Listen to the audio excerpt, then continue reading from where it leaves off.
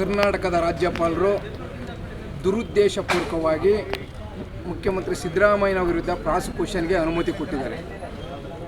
ಈಗ ಇಲ್ಲಿ ಏನಾಗ್ತಿದೆ ಈ ದೇಶದಲ್ಲಿ ಅಂದರೆ, ಕೇಂದ್ರ ಸರ್ಕಾರ ಬೇರೆ ಸರ್ಕಾರಗಳು ಯಾವ್ಯಾವ ರಾಜ್ಯದಲ್ಲಿ ಅಂಥ ಸರ್ಕಾರಗಳನ್ನು ಅಸ್ಥಿರಗೊಳಿಸೋದು ರಾಜ್ಯಪಾಲರ ಮೂಲಕ ಅಸ್ಥಿರಗೊಳಿಸ್ತಾ ಇದೆ.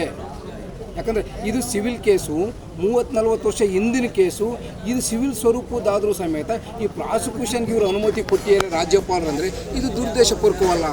ಜೊತೆಗೆ ಈಗಾಗಲೇ ಈ ಒಂದು ಮೈಸೂರಿನ ಮೂಢ ಹಗರಣವನ್ನು ತನಿಖೆ ಮಾಡೋದಕ್ಕೋಸ್ಕರ ಹೈಕೋರ್ಟ್ನ ನಿವೃತ್ತ ನ್ಯಾಯಮೂರ್ತಿಗಳ ಮುಖಾಂತರ ತನಿಖೆಗೆ ಆದೇಶ ಮಾಡಿದ್ದಾರೆ. ನಿವೃತ್ತ ನ್ಯಾಯಮೂರ್ತಿಗಳು ಈಗಾಗಲೇ ಸದರಿ ಪ್ರಕರಣವನ್ನು ತನಿಖೆ ನಡೆಸ್ತಾ ಇದ್ದಾರೆ. ಆ ವರದಿ ಬರೋತಕ್ಕ ಕಾಯಕ್ಕಾಗ್ತಿರಲ್ವ ರಾಜ್ಯಪಾಲರಿಗೆ? ಏನಂತ ತರಾತುರಿತು ಈ ರಾಜ್ಯಪಾಲರಿಗೆ? ಈಗ ರಾಜ್ಯಪಾಲರ ಮುಂದೆ ಇನ್ನೂ ಒಂದು 15-20 ಹಂಗೆ ಪೆಂಡಿಂಗ್ ಇದಾವಲ್ಲ ಪ್ರಾಸಿಕ್ಯೂಷನ್ ಕೊಡೋಂಥವು, ವರ್ಷಗಟ್ಟಲೆ ಹಂಗೆ ಅವ್ರು ಟೇಬಲ್ ಮೇಲೆ ಕೊಳಿತಿದಾವಲ್ಲ, ಅವಕ್ಕೆಲ್ಲ ಯಾಕೆ ರಾಜ್ಯಪಾಲರು ನೀವು ಪ್ರಾಸಿಕ್ಯೂಷನ್ಗೆ ಕೊಟ್ಟಿಲ್ಲ?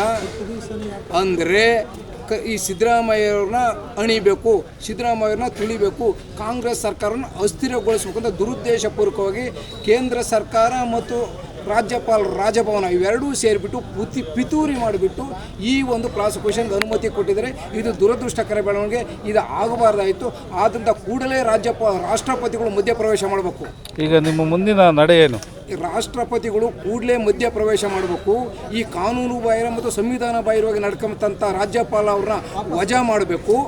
ತದನಂತರ ಏನು ಈ ತನಿಖೆ ಇದೆಯಲ್ಲ, ಈ ಪ್ರಾಸಿಕ್ಯೂಷನ್ಗೆ ಕೊಡಬೇಕಾದ್ರೆ ಕ್ರಿಮಿನಲ್ ಕಾನ್ಫರೆನ್ಸ್ ಒಳಸಂಚು ಯಾರ್ಯಾರ ಮುಖಾಂತರ ರಾಜ್ಯಪಾಲರು ಮಾತಾಡಿರು, ಗಡ್ಕರಿ ತಾಗ ಯಾವಾಗ ಮಾತಾಡಿರು, ಅಮಿತ್ ಶಾ ತಾಗ ಯಾವಾಗ ಮಾತಾಡಿರು, ಮೋದಿ ತಾಗ ಯಾವಾಗ ಮಾತಾಡಿರು, ಇದೆಲ್ಲ ಸಂಪೂರ್ಣವಾಗಿ ತನಿಖೆ ಆಗಬೇಕಂದ್ರೆ ಒಬ್ಬ ಸುಪ್ರೀಂ ಕೋರ್ಟ್ನ ಹಾಲಿ ನ್ಯಾಯಮೂರ್ತಿಗಳಿಂದ ತನಿಖೆಗೊಳಪಡಿಸ್ಬೇಕಂತೇಳಿ ನಾವು ಒತ್ತಾಯ ಮಾಡ್ತಾ ಇದ್ದೀವಿ. ಈಗ